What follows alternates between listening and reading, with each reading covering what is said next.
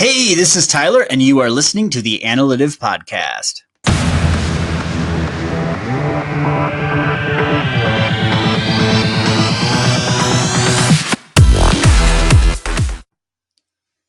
Hey, this is Tyler with Analytive. Wanted to take a minute and talk to you guys about branding. So branding is a question that I get a lot about.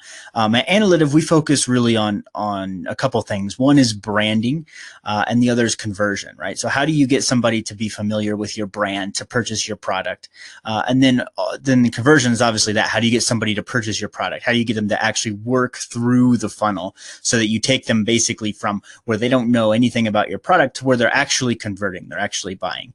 And I just want to tell you guys a quick story that happened to me the other day. So the other day, I'm coming home from working in the office, pull up to my driveway, and the house I'm staying in right now is basically a duplex, right? So there's two car garage, one on each side, and in front of kind of the middle of it is a trailer. And then I realized that what they're doing is the landlord, the people I'm working with or renting from, they're actually putting a new roof on the house. So I'm like, okay, fine, that's great. So I open up the garage door. There's plenty of room between me and the trailer, and I pull inside. No harm, no foul, right? So I get out of my car, walk around to the other side, and sure enough, there is a nail in my tire. Not just a nail, but a nail actually with a shingle sticking out of it.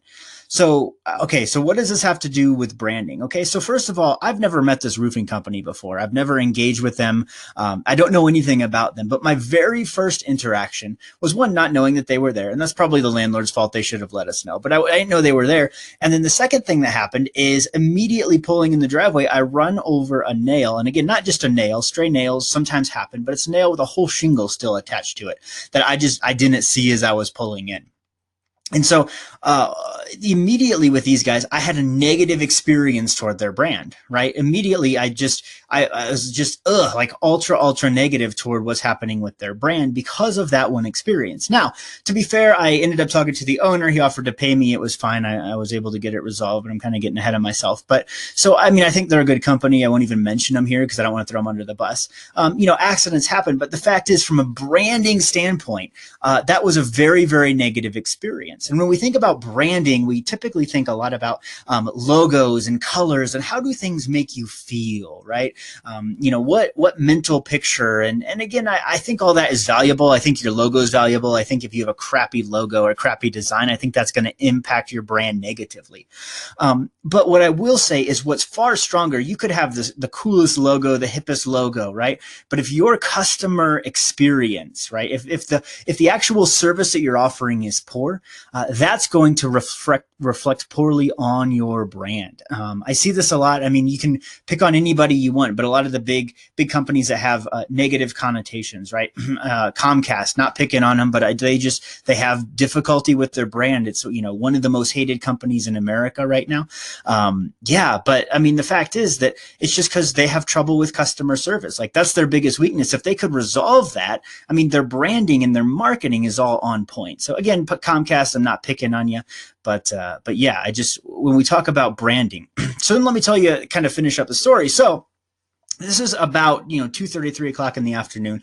I still need to get a couple hours of work done the day I had a flat tire, right? And so called some folks and tried to figure out like, what am I going to do? Like, I can jack up the car, I can do all that. It's in the garage. It wouldn't be too hard, but it would probably take about an hour, right? By the time I got the jack out, figured out where the wrenches were, got everything off, and then who knows if the spare even had enough air in it, all those kind of things that I would have to deal with.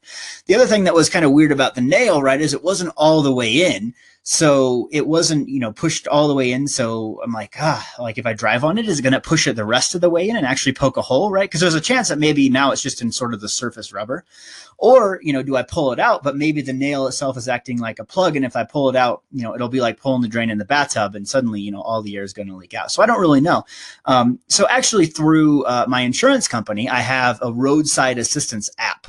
And so I'd never used it before. Fortunately, I'd never had to, but I went ahead and I pulled that out, pushed a button, and then it went about 2 minutes, I got a call from a local guy, and he said, "Hey, is this your address?" I said, "Yes." He's like, "Okay, I'm gonna be right out." So these guys show up, two guys that just show up in a little PT Cruiser, but he runs his own business. He's sort of a little entrepreneur, a little business owner, and his business then is actually going and helping people like me who have flat tires. They run out of gas. They lock their keys in their car. They do any number of things. So he shows up, within a couple of minutes, they have the car jacked up. They take the spare out. The spare out was actually low on air, so they aired it up. All this while I'm actually working. Like, I went out there and met them, chatted with them. But just super, super cool guys. And so in the midst of this, that guy's company, right? Like his brand, I would call him again in a minute. Right. If I ever had a flat tire on the side of the road, if I ever needed him, regardless of, what the app said or what my insurance company, I would call these guys. Like, I loved them. They were just great. And on top of that, then my insurance company, I had a positive experience with them because they didn't charge me anything for this. They just, they sent the guy out. I mean, it's built into my payment. I understand this, but it wasn't any kind of upcharge.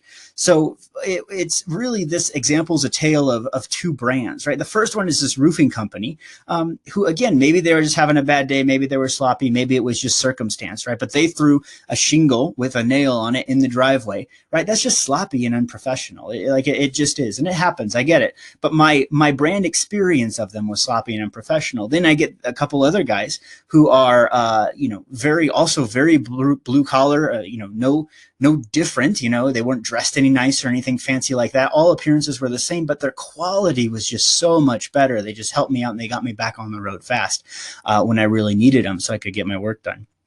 And so for me, as I was reflecting on this week, I think this is the thing that we don't realize with brands. When we talk about brands, we focus so much on colors and design and marketing and how does my website look, and is this good, and what needs to be put on social, and is this on brand or is this off brand? And those are all valuable questions, right? Don't get me wrong. You should protect your brand. It's very important. But at the end of the day, it's the quality of service that you offer. It's being there. It's delivering on the product. And as marketing people, a lot of times we don't impact product, but I'm going to tell you that if you work in marketing and you work with companies with crappy products, you're just not going to go anywhere, right? In the long run, it's just not going to pay off. You're just really going to be fighting an uphill battle with that. So, so that's basically my branding thought for the day, is that your product and your messaging have to align, right? Your product and your messaging have to align. If you don't, no matter how good your marketing is, no matter how good your ads are, you're not going to make a difference. So anyway, this is the Analytive Podcast. My name is Tyler, and I will talk to you soon.